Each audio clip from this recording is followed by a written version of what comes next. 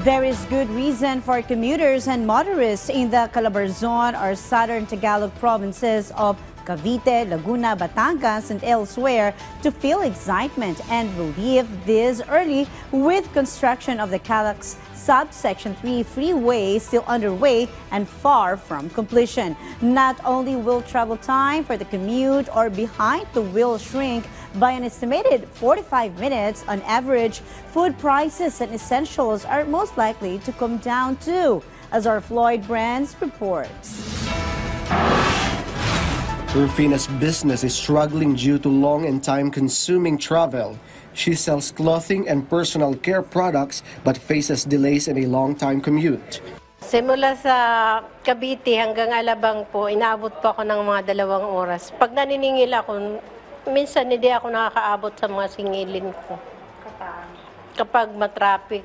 Good news for commuters like Rufina, travel time will soon be faster.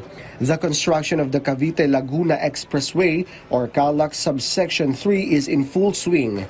This new section will connect the Silang Interchange to the Governor's Drive Interchange in Cavite. President Ferdinand R. Marcos Jr. recently inspected the project.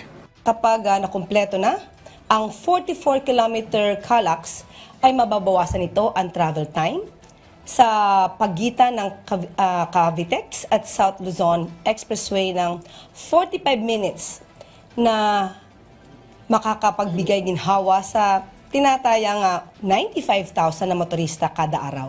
Malacanang says the expressway will not only cut travel time but also lower food prices. We can reduce the travel time. It will definitely also reduce the fuel consumption.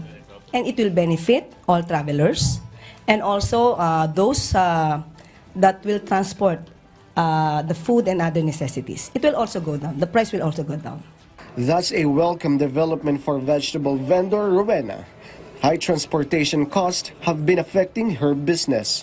Pag malayo yung area na pagkukunan mo ng kalakal, mas maaksaya doon sa gasolina, lalo na kung maramihan, so malaki yung hakot ng diesel sa konsumo ng sasakyan. As of now, 44 of the Calax Subsection 3 is completed. It is expected to be operational by the third quarter of 2025.